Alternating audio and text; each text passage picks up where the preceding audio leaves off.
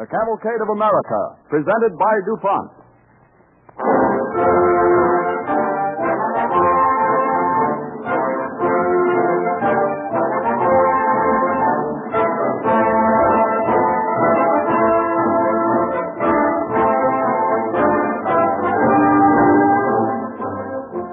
This evening, the Cavalcade of America, presented by DuPont, inaugurates a special summer series and welcomes as its musical conductor the world's foremost bandmaster, Arthur Pryor.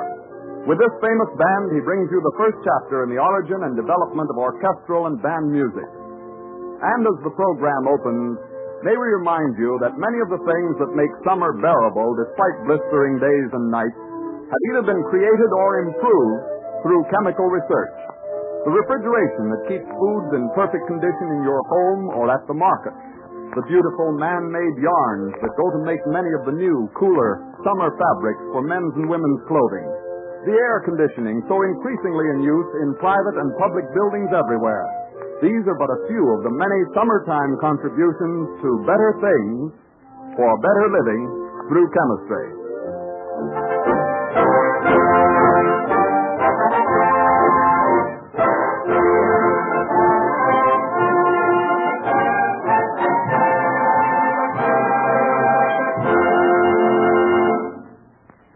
In 1798, Congress authorized a drum major, a fife major, and 32 drums and fifes to play at all governmental functions. This became the nucleus of the oldest organized band in America, the United States Marine Band. On New Year's Day in 1801, it gave its first official concert at the White House, and thereby established a custom that continues to this day. In 1888, its most famous bandmaster, John Philip Sousa, wrote one of his most popular marches in honor of the organization, the only musical composition which is officially recognized by the United States government. Arthur Pryor and his band played the official march of the United States Marine Corps, Semper Fidelis.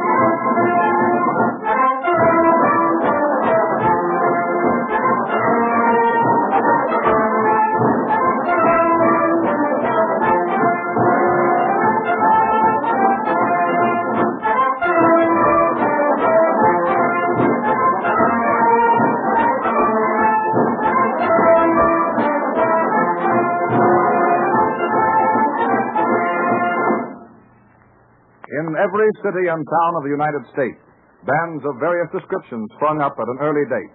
Love of music alone was responsible for their formation, for engagements were few, and pay so small that it was necessary for the members to follow other professions and make their music their recreation.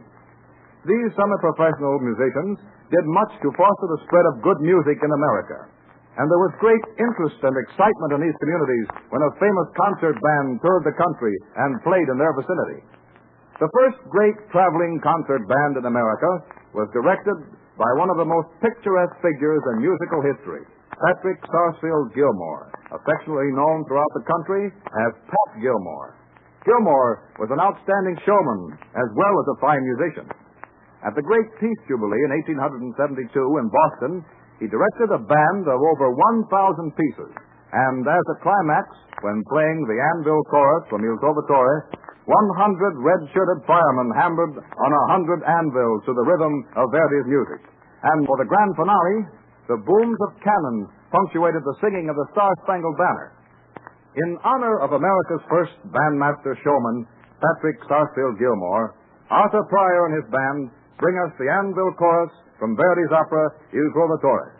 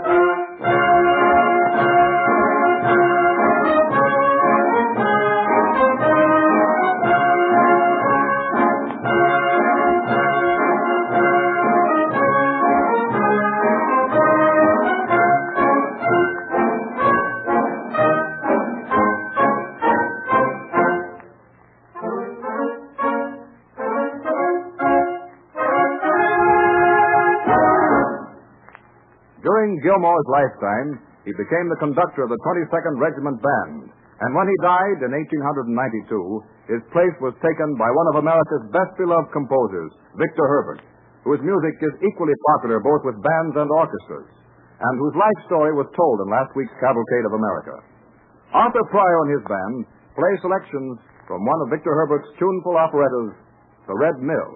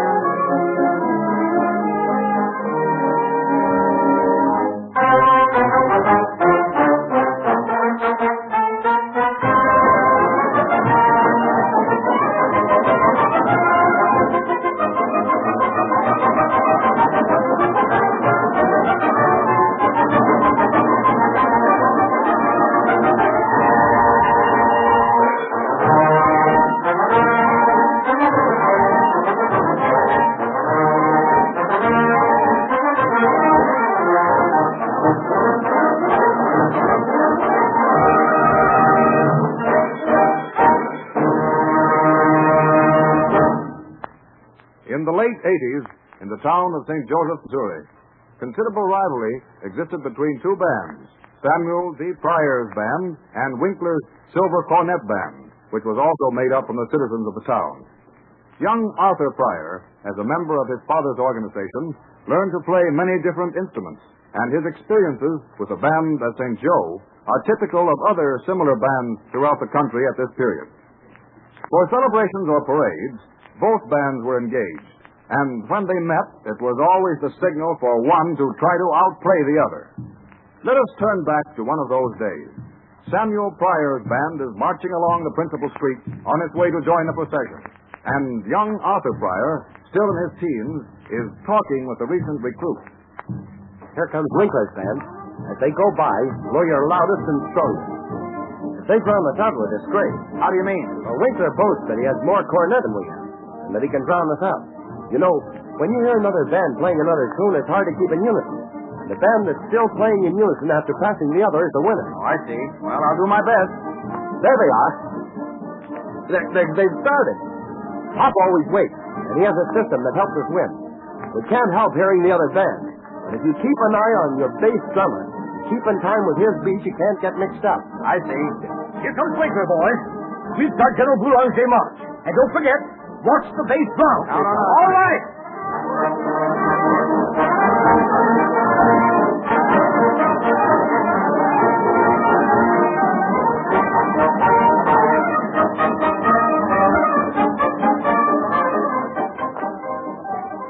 We've And again, boys, Winkler's whole band is quit except one clarinet, and he's playing our tune.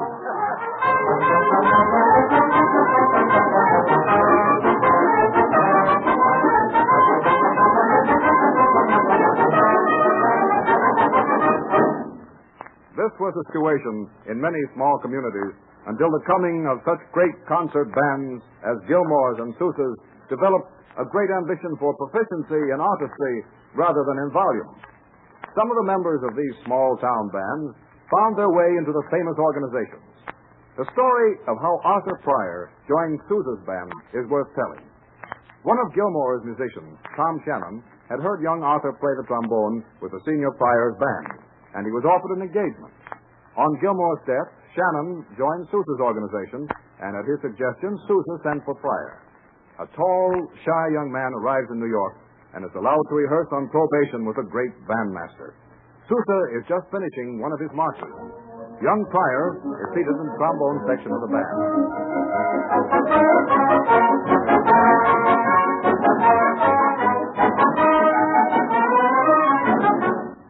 All right, boys. And now we'll try goodbye. Well, here's where you get yours, young fella. You mean me? I sure do. There's a trombone cadenza in this number that's a corker. One of the boys lost his job last week because of it. I noticed it before we started rehearsing. I think I have it memorized. I don't mind memorizing it. Just play it. If your trombone doesn't fall apart. All right, boys. Ready?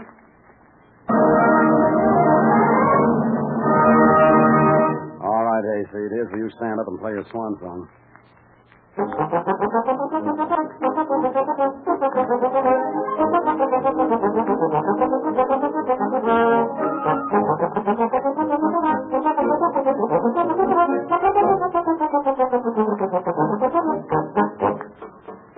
Young man, play that again. What's the matter? Was it too slow? You heard the boss. Go on, play it again. Yes, sir. I'll play it faster. Well,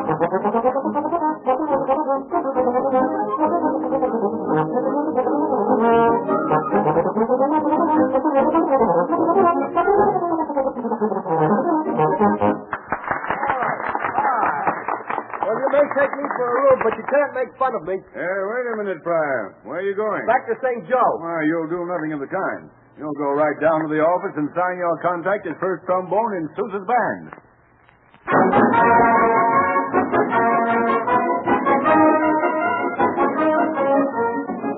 A firm foundation with his father's band, followed by 9 seasons with Sousa, with whom he soon became assistant conductor, prepared Arthur Pryor to take his place among the great bandmasters in the Cavalcade of America. And it also enabled him to study new and colorful styles of band arrangement and composition. One which he wrote in memory of a little dog he owned when a boy. A dog that wasn't responsive to the spoken word, but who never failed to answer a whistle, is probably his most popular work. He'll play it now. The Whistler and His Dog.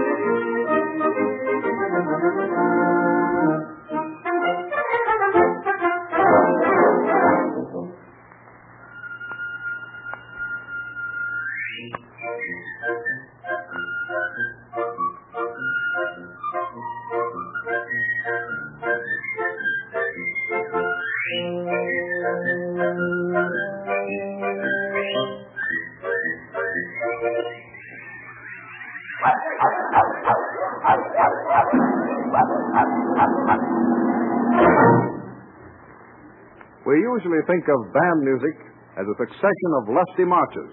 But such men as Gilmore, Sousa, and Pryor, with their great concert organizations, have proved that band music is capable of delicate and colorful shading equal to that of a string orchestra. Here's an example. Arthur Pryor and his band will bring us Johann Strauss's lovely waltz, The Beautiful Blue Danube.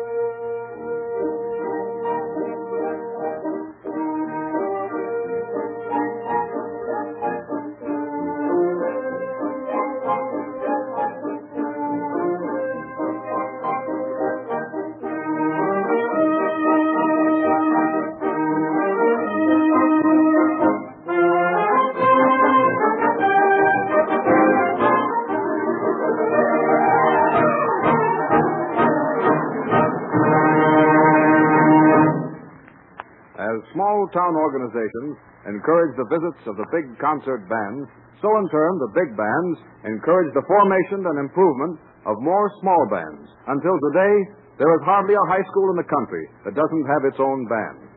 Thousands of people attend park concerts, and millions more enjoy their band music over the radio. As a tribute to the ability of American bands and their success in bringing the great classics to the music-loving public, Arthur Pryor's band plays the stirring Ride of the Valkyries by Richard Wagner.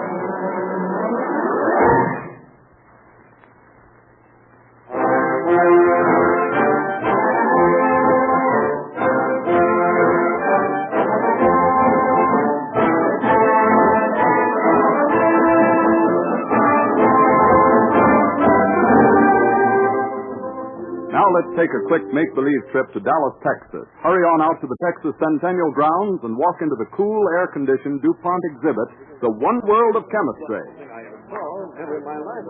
What's this? Why, coal tar, it says. What's it for? Wait, that young fellow's going to tell us something. Ladies and gentlemen, may I have your attention, please? Out of this sticky black substance, coal tar, chemistry produces aromatic bases for perfumes and for the scents used in soap and cosmetics. Now, if any of you ladies wish to dip your handkerchiefs into this fountain of perfume made with the aid of coal tar, you're welcome to do so. You will find the fragrance of your favorite flower. If I didn't smell it with my own nose, I wouldn't believe it. Yes, perfumes from coal tar. Surely a striking example of the wonders that chemical research can perform. These aromatic bases not only find use in perfumes for my lady and as scents for cosmetics and soap, but they are also important to industry. There are many manufactured products which in themselves possess a disagreeable odor. By adding a small amount of an aromatic compound, these products take on a pleasant odor, thus making them more convenient to use and easier to sell. And so, because they affect so many things with which all of us come in daily contact, the aromatic bases that spring from humble coal tar offer additional evidence of the truth expressed in the DuPont phrase, better things for better living through chemistry.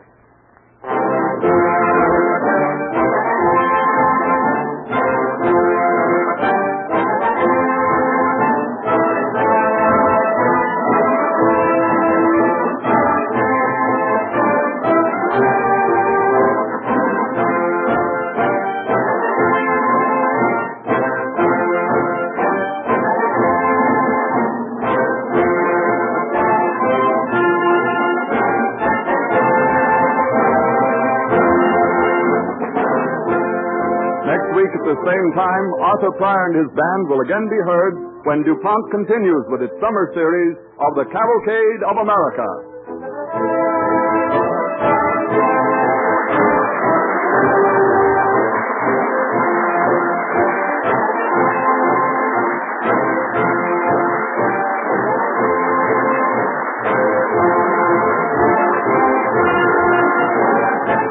This is the Columbia Broadcasting System.